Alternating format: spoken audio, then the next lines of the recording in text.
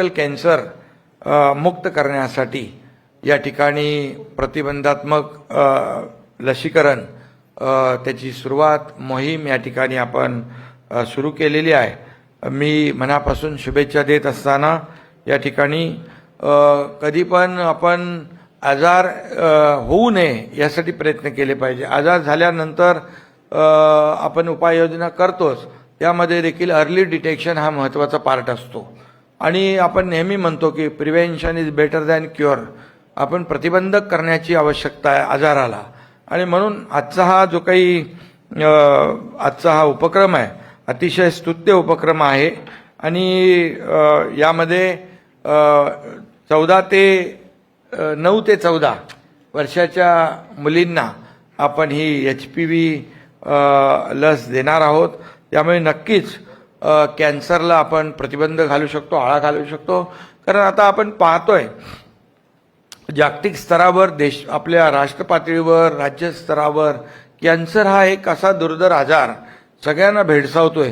पूर्वीच आपण कॅन्सर असा क्वचित ऐकायचो, कॅन्सर झाला, पण आता आपण नेहमी म्हणजे याला कॅन्सर झाला, त्या ताईला कॅन्सर झाला, हे असं जे काही हे आपली जीवन पद्धती जी बदललेली आहे या सगळ्या फास्ट फूडच्या जमान्यामध्ये आणि या धकाधकीच्या आयुष्यामध्ये स्ट्रेसमुळे इतर जी काही लाईफस्टाईल आहे या सगळ्यांमुळेच आपलं जे काही जीवनमान बदललेलं आहे, यामध्ये अशा प्रकारच्या आजारांना प्रतिबंध घालणं आणि आपल्या लाडक्या बहिणींचा जीव वाचवणं याला कर्तव्य म्हणून आपण काम करतोय। आणि म्हणून मी मुख्यमंत्री असताना मला आठवतंय की माता सुरक्षित तर कुटुंब सुरक्षित अशा प्रकारची योजना आपण राबवली।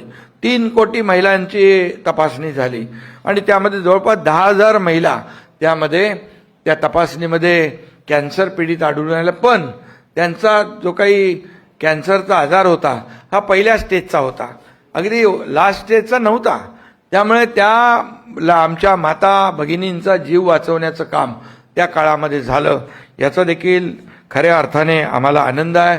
आता देखील माझा वाढदिवस होता त्यावेळेस प्रकाश आंबेडकर यांनी त्या कुठल्या गाड्या मॅमोग्राफीच्या 8 गाड्या सुरू केल्या आणि गावागावामध्ये त्याचं काम सुरू झालेलं आहे। 2,91,00,000 महिलांची तपासणी झालेली आहे।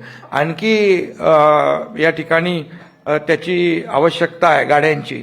तर निपुण विनायकजी, आपण या बाबतीमध्ये जी गाड्यांची आवश्यकता आहे, आणखी जी मागणी आहे ती DPDC असेल, CSR असेल, राज्य सरकारचं आरोग्याचं बजेट असेल, यामध्ये देखील आता बजेट झालं, परंतु आपण त्यामध्ये देखील आपल्याला ते करता येईल, कारण ही आवश्यक बाब आहे, ही आवश्यक बाब आहे। आणि त्याचबरोबर आम्ही परवा मुख्यमंत्र्यांना, आरोग्यमंत्री आणि आम्ही भेटलो की जी काही तुमची आरोग्य यंत्रणा जी आहेत, काही इमारती हॉस्पिटलच्या आहेत, काही अर्धवट आहेत, काही 60% 70% पूर्ण झालेल्या आहेत, त्या 100% पूर्ण केल्या तर त्याचा फायदा होईल आणि त्यासाठी देखील आपल्या बजेटमधून काही पैसे मिळू शकतात।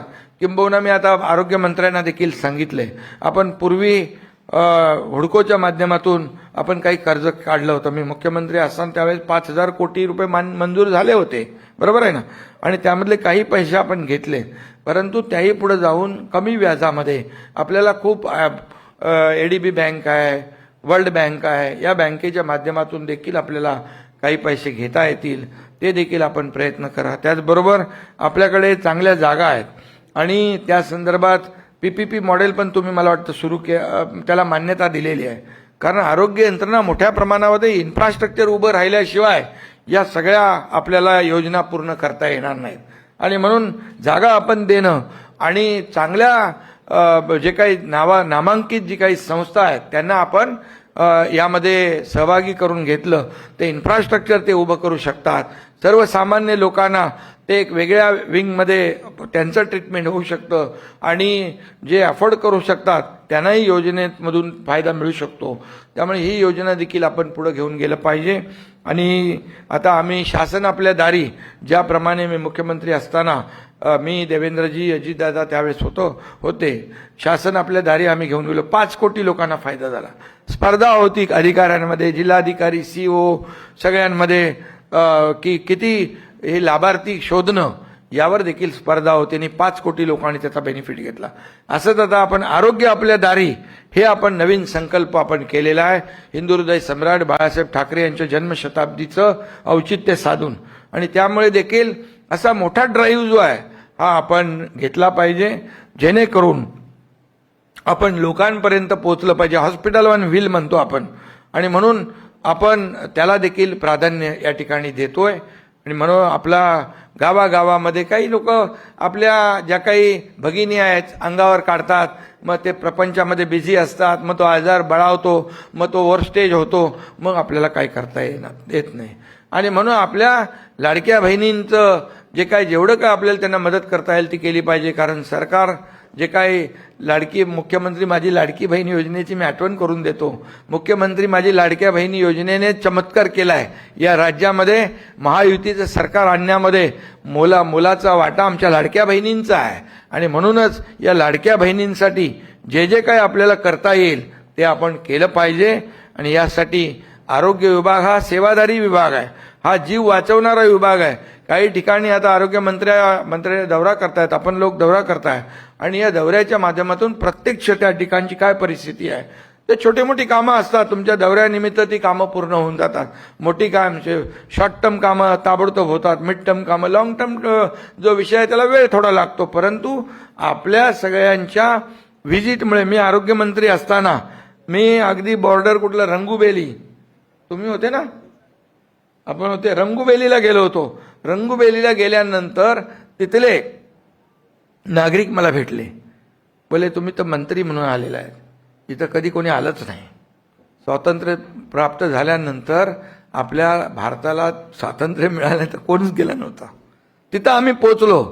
अशा दुर्गम ठिकाणात पण आपली आरोग्य व्यवस्था होती, आरोग्य व्यवस्था तिथं होती. अधिक सक्षम करण्याची आपल्याला ही काळाची गरज आहे.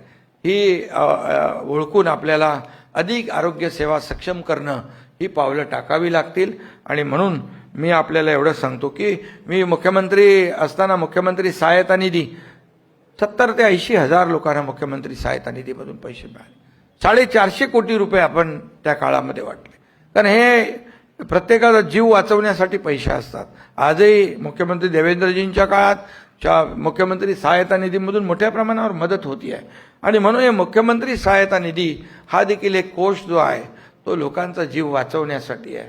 आणि म्हणूनच मी आपल्या सगळ्यांना शुभेच्छा देत असताना मी एवढंच सांगेन की आपल्या एका प्रयत्नातून एक जीव वाचला तर त्याचा परिवार वाचतो. त्याच्यावर अवलंबून असलेली लोक, त्यांचा पूर्ण परिवार, नाही तर एक माणूस करता घरातला गेला की त्याचा पूर्ण परिवार डिस्टर्ब होतो. आणि म्हणूनच आरोग्य विभागामध्ये काम करणारे डॉक्टर असतील, आपल्या आरोग्य सेविका असतील, सगळ्यात जे काही लोक काम करतात, कर्मचारी आहेत, त्यांना धन्यवाद दिले पाहिजे. अतिशय दुर्गम भागामध्ये अगदी बॉर्डरला देखील आपल्या राज्याच्या लोक जातात आणि तिथेही काम करतात. त्यामुळे मोठ्या प्रमाणावर या ठिकाणी आरोग्य विभाग जो आहे खरं म्हणजे ग्रामीण आणि दुर्गम भागामध्ये आपण जाऊन काम करत असता आणि या ठिकाणच्या तळागाळातल्या सर्वसामान्य लोकांना मदत देत असता. आणि म्हणूनच आज जागतिक महिला दिनानिमित्त त्यांचाही सत्कार ठेवला ना तुम्ही. काय म्हणजे सार्वजनिक आरोग्य क्षेत्रात उल्लेखनीय काम करणाऱ्या लोकांचं ही गरज आहे. त्यांच्या पाठीवर शाबासकीची थाप देणं आवश्यक आहे. खरं म्हणजे हे आवश्यक आहे. खऱ्या अर्थाने यामध्ये महिला डॉक्टर असतील, स्त्री शल्यचिकित्सक आहेत, परिचारिका आहेत, आरोग्य सेविका आहेत, या सर्व सन्मान पात्र जन हे आहेत आणि सन्मानाला त्या पात्र आहेत. आणि म्हणूनच आपल्या जागतिक महिला दिनानिमित्त आज महिलांनी जी काय हुंतुंग भरारी घेतलेली आहे, त्या म्हणजे आता आपल्या राष्ट्रपती पण एक महिला आहेत, द्रौपदी मुर्मू. याचा देखील आपल्याला सार्थ अभिमान आहे. सगळ्या क्षेत्रामध्ये महिला काम करतात आणि म्हणूनच महिला कुठेही कमी नाही आहे. आता महिला अबला नाही सबला आहे असं म्हणतो आपण. आणि बाकी मी काय बोलत नाही का बाबा, सगळे म्हणजे विविध क्षेत्रामध्ये जिजाऊ महासाहेबांपासून, अहिल्यादेवी होळकरांपासून, सावित्रीबाई फुलेंपासून अनेक उदाहरणे आहेत. आणि म्हणून या ठिकाणी सर्व क्षेत्रामध्ये आज महिला कुठेही मागे नाहीत. हाच खऱ्या अर्थाने या ठिकाणी महिलांचा सन्मान आहे. आणि म्हणून महिलांचं कर्तव्य, महिला ही त्यागाची मूर्ती आहे. महिला एक जेवढं सहन करू शकतात, पूर्ण कुटुंबाचा परिवाराचा भार त्या सहन करत असतात, याला तोड नाही आहे. आणि म्हणूनच आज HPVची जी काही लस आपण देणार आहात, मी मगाशी आरोग्यमंत्र्यांना गाडीत म्हणालो, ठाण्याला आम्ही सुरू केली. ठाण्याला ठाणे महापालिका आणि रोटरी क्लबच्या माध्यमातून अनेक ठिकाणी सुरुवात झालेली आहे. आज देशाचे प्रधानमंत्री नरेंद्र मोदीजींना मी धन्यवाद देतो की त्यांनी महिलांना सन्मान देताना, महिलांचं जीवनमान उंचावत असताना आज या ठिकाणी त्यांनी आरोग्याची देखील महिलांच्या काळजी घेतलेली आहे.